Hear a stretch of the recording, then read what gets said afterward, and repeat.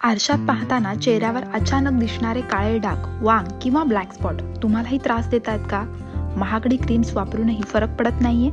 मग हा व्हिडिओ शेवटपर्यंत नक्की बघा, कारण आज आपण जाणून घेणार आहोत आयुर्वेदानुसार वांग म्हणजे काय, का होते, त्यामागची कारणं, दुष्परिणाम, घरच्या घरी करता येणारे उपाय आणि काही आयुर्वेदिक ट्रीटमेंट्स. आयुर्वेदात सांगितलंय की निरुजम तनुशावम मंडलम मुखमाश्रितम व्यंग्यम तदिती विज्ञे, म्हणजे चेहऱ्यावर वेदनारहित पातळ काळसर रंगाचे डाग निर्माण होणे यालाच व्यंग किंवा वांग असं म्हणतात. पण हे म्हणजे नेमकं काय आहे, तर आधुनिक भाषेत यालाच मेलाझ्मा, हायपर पिगमेंटेशन, फेशियल पिगमेंटेशन असं म्हणतात. हे प्रामुख्याने गाल, कपाळ, नाक, वरचा ओठ, हनुवटी यांसारख्या भागांमध्ये होतं. कारणे पाहिली तर पित्तदोष वाढणे, शरीरातील उष्णता वाढल्याने त्वचेवरील वर्णद्रव्याचे म्हणजेच मेलॅनिनचे संतुलन बिघडते. आणि याची कारणे कोणती आहेत, तर तिखट, आंबट, खारट पदार्थ, जास्त उन्हात फिरणे आणि अपुरी झोप. नंबर 2 रक्तदृष्टी. नंबर 3 मानसिक ताण. आयुर्वेदात क्रोध, शोक, अतिचिंता यांनाही व्यंगाची कारणं सांगितलेली आहेत.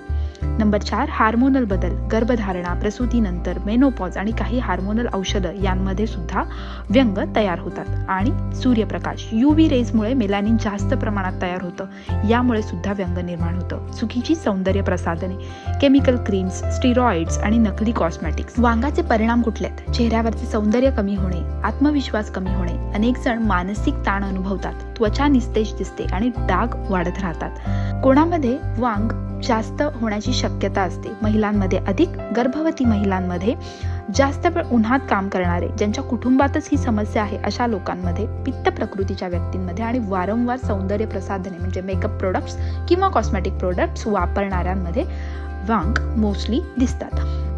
वांगामध्ये आयुर्वेदिक उपचार कोणते करावेत, तर पित्तशामक आहार, रक्तदृष्टी, घरगुती फेस पॅक यांचा आपण वापर करू शकतो. नंबर 1 पित्तशामक आहार. कोणत्या गोष्टी घ्याव्यात?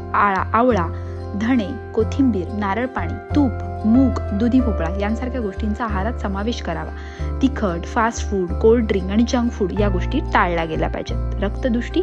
तज्ज्ञ वैद्यांच्या सल्ल्याने मंजिष्ठा, सारिवा, निंब आणि त्रिफळा यांचा उपयोग केला पाहिजे. घरगुती फेस पॅक 1 चमचा चंदन, अर्धा चमचा ज्येष्ठ मध म्हणजे यष्टी मधू आणि गुलाब पाणी यांचा लेप करून आठवड्यातून 2 ते 3 वेळा चेहऱ्याला लावू शकतो. संवेदनशील त्वचा असल्यास प्रथम पॅच टेस्ट करावी. रोज सनस्क्रीन वापरावे. जरी आयुर्वेदिक उपचार घेत असाल तरीही सूर्यप्रकाशापासून त्वचेचे संरक्षण करण्यासाठी सनस्क्रीन आवश्यक आहे. पुरेशी झोप. रोज 7 ते 8 तास झोप घेणे गरजेचे आहे. योग आणि प्राणायाम, अनुलोम विलोम, शीतली, चंद्रभेदन आणि ध्यान यांसारख्या प्राणायामांचा वापर केला पाहिजे.